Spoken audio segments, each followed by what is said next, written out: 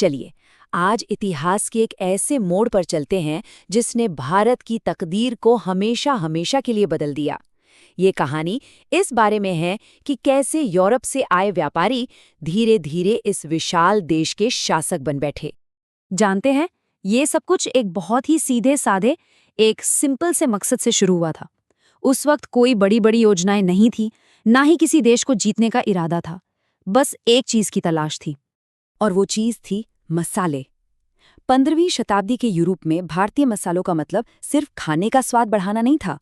वो दवा थे, वो मांस को लंबे समय तक ठीक रखते थे, और वो अमीरी की निशानी थे। मतलब ये व्यापार सोने चांदी के व्यापार जैसा था। और इसी जबरदस्त मुनाफे की चाहत यूरोपीय ताकतों को भारत तक खींच लाई। तो असली सवाल यही उठता है कि मसालों की ये खोज आखिर एक व्यापारिक कंपनी को भारत का शासक कैसे बना गई। चलिए इसी हैरान कर देने वाले सफर को करीब से समझते हैं। तो इस कहानी का जो पहला चैप्टर है वो एक नए समुद्री रास्ते की खोज से शुरू होता है। एक ऐसा रास्ता जिसने यूरोप और भारत के बीच का पूरा खेल ही बदल दिया। साल था 1498, जब पुर्तगाली नाविक वास्को डी गामा भारत के कालीकट तट पर उतरा।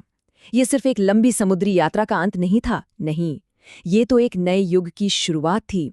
एक ऐसा दौर जिसमें यूरोपीय ताकतें अब भारत की राजनीति में दखल देने वाली थीं।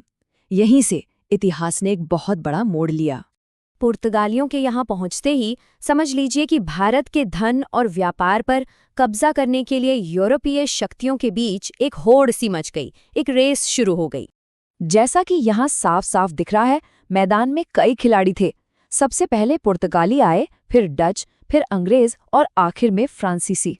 सबने अपने अपने ट्रेडिंग सेंटर बनाए और भारत के संसाधनों पर अपनी पकड़ बनाने की होड़ में जुट गए।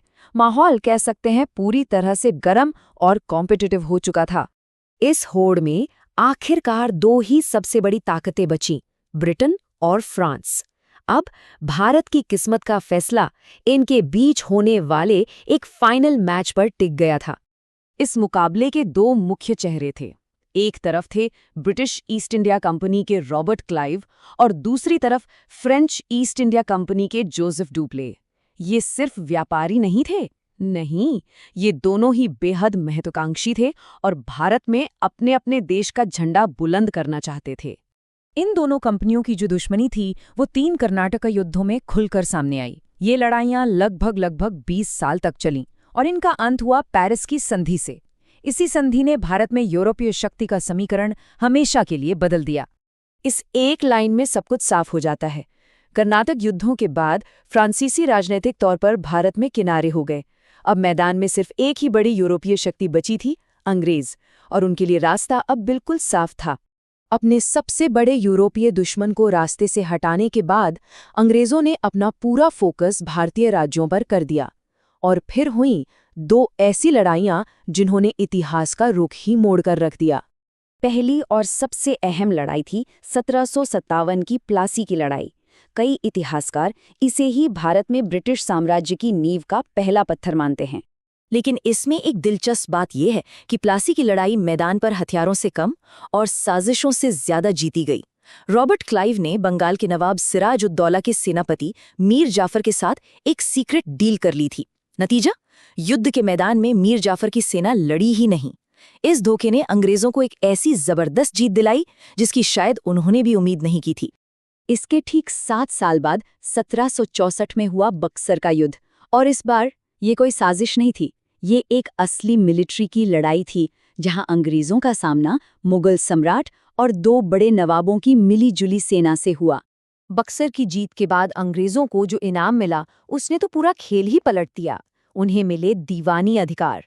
अब इसका मतलब क्या है? इसका सीधा सा मतलब था कि अब East India Company Bengal, Bihar और उड़ीसा से सीधे टैक्स वसूल सकती थी।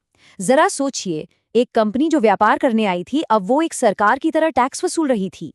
असल में यही वो पल था जब कंपनी व्यापारी से शासक बन गई।